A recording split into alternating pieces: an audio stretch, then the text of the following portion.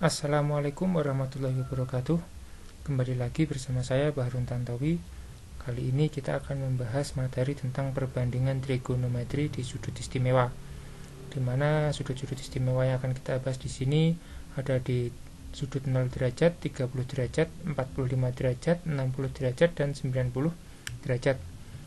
Kita misalkan besar nilai dari sin alfa 0 derajat nilainya adalah 0, sin 30 derajat nilainya setengah, sin 45 derajat setengah akar 2, sin 60 derajat setengah akar 3, dan sin 90 nilainya 1.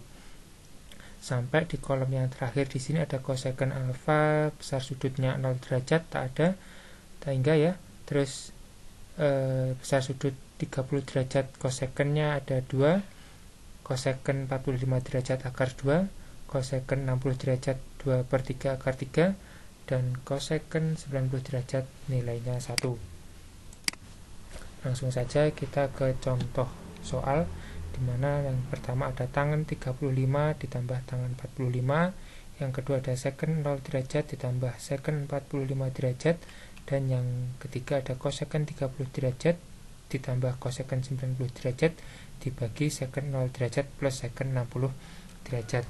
Nah, di sini pembahasannya nilai dari tangan 30 itu kan adalah per 3 akar 3, dan tangan 45 adalah 1. Nah, di sini kita faktorkan nilai dari 1 itu kan, kalau di sini ada pembilang dan penyebut, pembilangnya 1, penyebutnya 3, sehingga 1 ini kita pecah menjadi pecahan biasa dulu, yakni 3/3 ya, agar kita nanti bisa memecahnya. Sehingga sepertiga ini kita pecahkan dengan akar 3 ditambah 1 ini kan 3 akar 3 ya, 3-nya ya 3/3, jadi 3-nya ikut sini dan sepertiga kita pisahkan. Yang kedua ada secant 0 derajat. Secant 0 derajat tambah secant 45 derajat. Karena secant itu adalah lawan dari cosinus, maka secant itu besarnya 1/cos 0 derajat. Sedangkan secant 45 derajat besarnya adalah lawan dari cosinus, 1/cos 45 derajat. Nah, sehingga satunya tetap, cos 0 derajat kan nilainya 1, cos 45 adalah setengah akar 2. Nah, ini kita kalikan silang, 1 dikali 1 dan 1 dikali setengah akar 2, karena 1 kali 1 kan tetap 1, terus 1 kali setengah akar 2 nilainya kan 2 akar 2. Nah, 2 akar 2 di sini kenapa kok nilainya bisa menjadi akar 2? Nah, kita faktorkan. Kalau nilainya 2 akar 2, nah, maka kita kalikan dengan sekawannya, yakni akar 2 per akar 2. Nah, 2 dikali akar 2 kan segini sama dengan 2 akar 2 dibagi 2 kali 2 itu kan akar dari 4. Nah, akar dari 4 itu kan ketemu 2, sehingga ini sama dengan 2 ya, sehingga 2 akar 2 dibagi 2 ya, ini 2 nya kita coret kan ketemunya akar 2, sehingga nilainya 1 tambah akar 2, seperti itu. Selanjutnya yang C. Yang C di situ ada cosecant 30 derajat dan ditambah cosecant 90 derajat dibagi secant 0 derajat plus secant 60 derajat. Caranya juga sama, karena cosecant lawan dari 1/sin 30, cosecant 90 lawan dari 1/sin 90, secant 0 derajat lawan dari 1/cos 0 derajat, dan secant 60 lawan dari 1/cos 60. Kita masukkan nilainya masing-masing. Besar dari sin 30 adalah setengah, besar sin 90 adalah 1, besar cos 0 derajat adalah 1, dan besar cos 60 derajat adalah setengah. Kita kalikan silang, 1 kali 1 adalah 1, 1 dikali setengah kan ketemunya 2. Ini juga 1 kali setengah 2, 1 kali 1 1, sehingga 3 ditambah 3 ya 3 dibagi 3 adalah 1. Jadi nilainya seperti ini.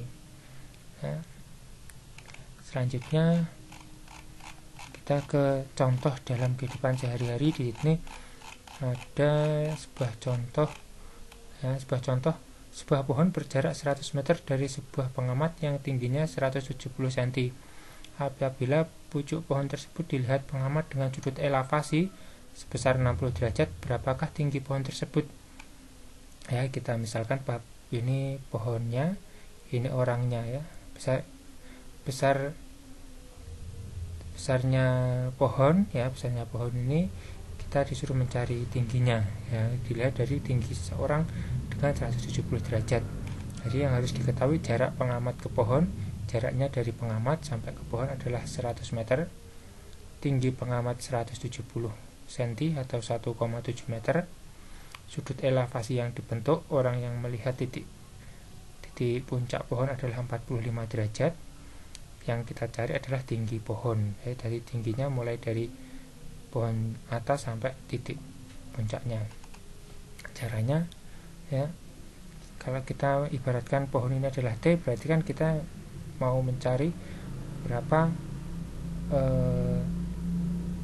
T ini ya, berarti kan tinggi pohon dikurangi tinggi pengamat. Jadi jaraknya ini adalah T, ini di T mulai dari sini ya, berapa? Nah, ini mulai dari tinggi pohon secara keseluruhan dikurangi tinggi pengamat, sehingga sini karena sudutnya dibentuk adalah 45 derajat, nah, yang mau dicarikan ini ya. Nah, sehingga kita bisa mencari tangan 45. Kenapa kok kita pakai tangan? Karena yang mau kita bentuk adalah tangan, itu kan sisi depan sudut dibagi sisi samping ya. Sisi depan sudut dibagi sisi samping, sehingga tangan 45 derajat sama dengan T ini ya.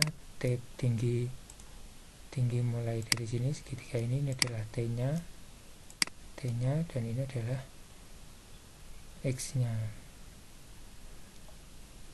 Jadi kita disuruh mencari X nya ya. T tinggi ini berarti kan sama dengan X dikali tangan 450 ya, ini X nya tadi ya. Besarnya X nya 100 dan tangan 45 adalah 1, sehingga 100 dikali 1 kan adalah 100, berarti kan tinggi T ini adalah 100 ya. Kalau yang mau dicari adalah tinggi puncak pohon sampai bawah sini, berarti kan caranya panjang T ini ditambah panjang orang pengamat tersebut, sehingga panjang T 100 meter ditambah tinggi pengamat 1,7, hasilnya 101,7. Terus ada lagi contoh yang kedua. Kita ingin mengetahui lebar sebuah sungai, sehingga alat yang dipasang untuk mengetahui polutan dalam air sungai yang berjarak ya dari titik A, jarak dari ahli biologi ke titik A adalah 100 kaki, dan sudut pandang pada alat yaitu titik C sebesar 30 derajat. Dari sini 30 derajat ya, gambarnya seperti ini ya. Kalau kita lihat dari soal, jadi kita bisa membuat sebuah segitiga. Gambar segitiga ini kita ibaratkan sebuah segitiga ya, polutannya di sini kan, orangnya di sini ya, jaraknya 100 kaki ya. Kita misalkan lebar sungai adalah AC ya, ini polutan AC adalah lebarnya, AB adalah jarak orang ke yang mau kita tuju, sehingga kita pakai tangan lagi. Tangan dimana? Tangan adalah panjang depan sudut dibagi sisi sampingnya, sehingga kita mencari tangan